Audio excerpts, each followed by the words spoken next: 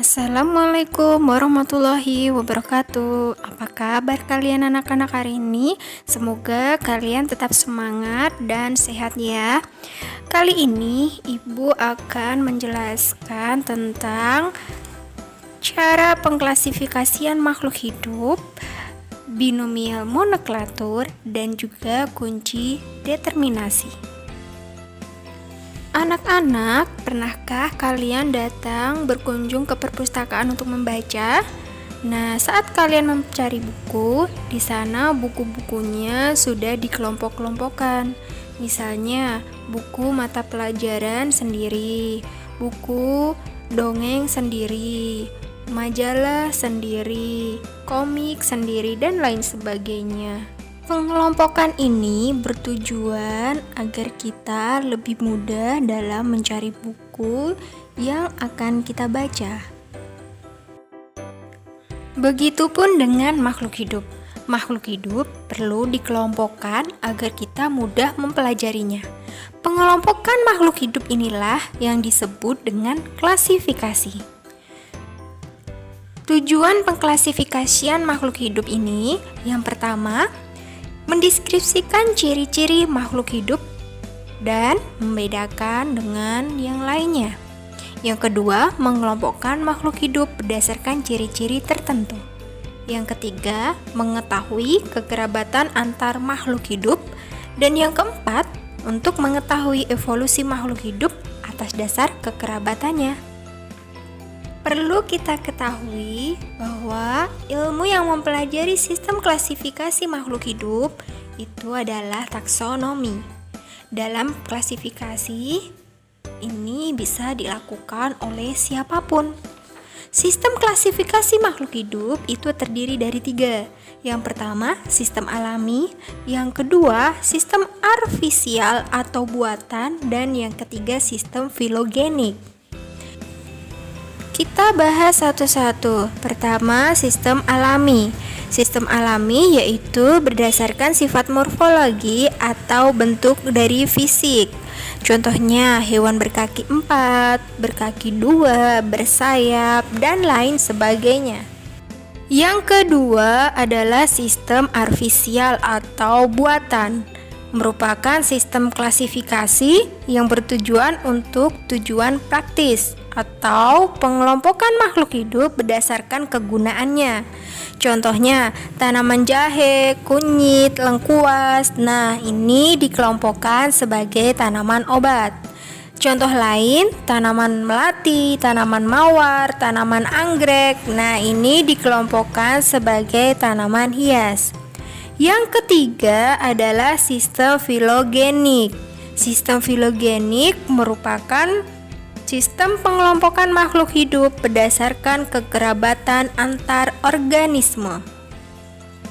Dalam melakukan klasifikasi, makhluk hidup dikelompokkan dalam suatu kategori tertentu secara bertingkat. Nah, ini disebut dengan takson. Semakin tinggi tingkat takson, maka jumlah anggotanya makin banyak. Namun, tingkat kekerabatan makin sedikit dan persamaan ciri-ciri antar anggotanya juga makin sedikit. Tingkatan takson pertama kali dikenalkan oleh Carolus Linnaeus dengan tingkatan dari yang paling tinggi hingga ke tingkatan yang terendah. Tingkatan-tingkatan tersebut adalah sebagai berikut. Pada tumbuhan, pertama kingdom, kemudian divisio, kemudian klasis, ordo, family, genus, dan spesies. Sedangkan pada hewan, pertama adalah kingdom, kemudian phylum, klasis, ordo, family, genus, dan spesies. Selanjutnya, aturan tata nama makhluk hidup. Penyebutan nama makhluk hidup ini tergantung daerahnya. Daerah satu dengan lainnya terkadang berbeda.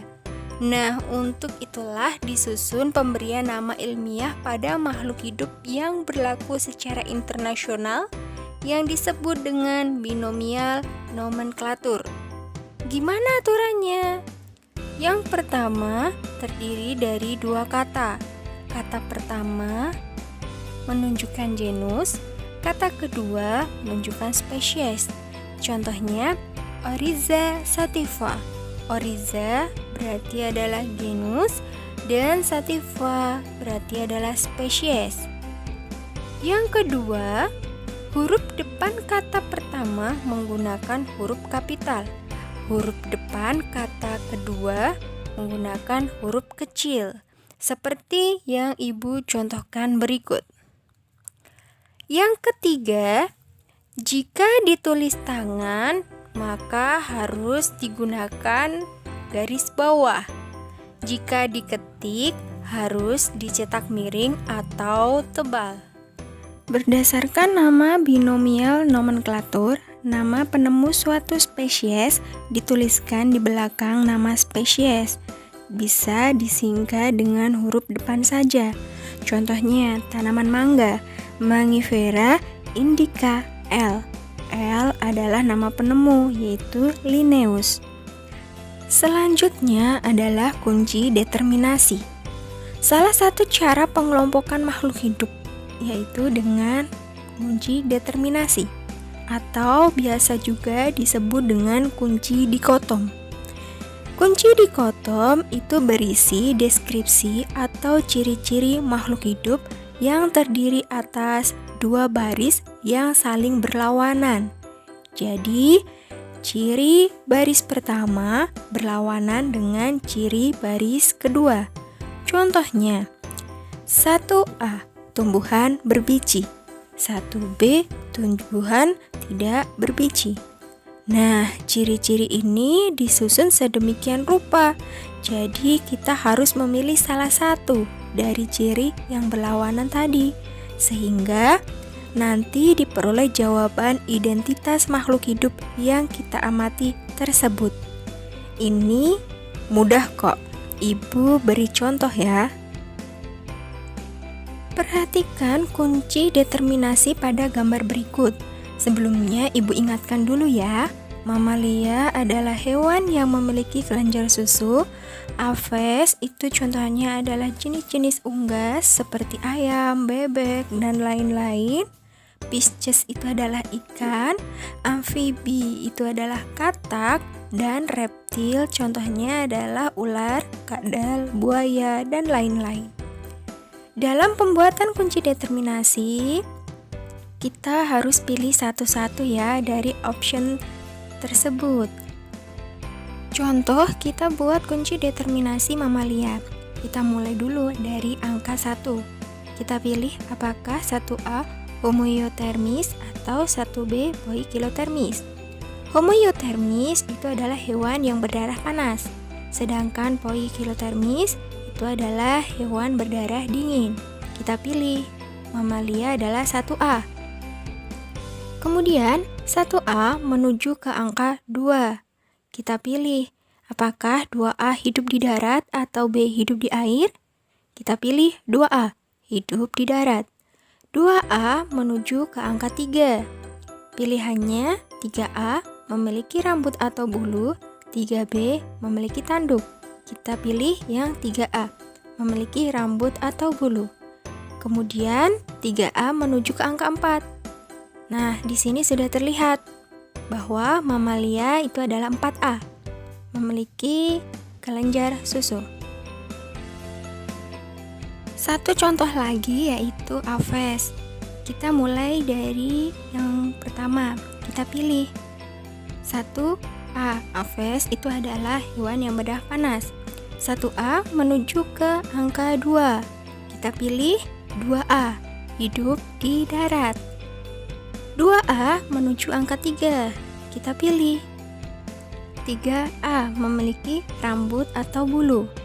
Angka 3A menuju ke 4. Nah, di sini kita pilih apakah ada kelenjar susu ataukah tidak. Kita pilih 4B. Nah, terlihat di situ 4B adalah Aves. Demikian pembelajaran kali ini. Bagaimana? Mudah kan?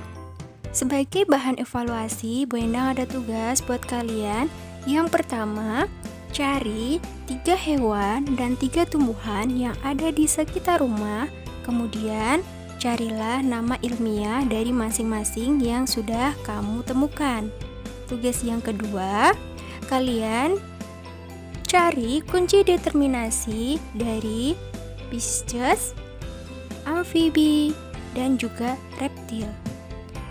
Ibu akhiri pertemuan kali ini. Assalamualaikum warahmatullahi wabarakatuh.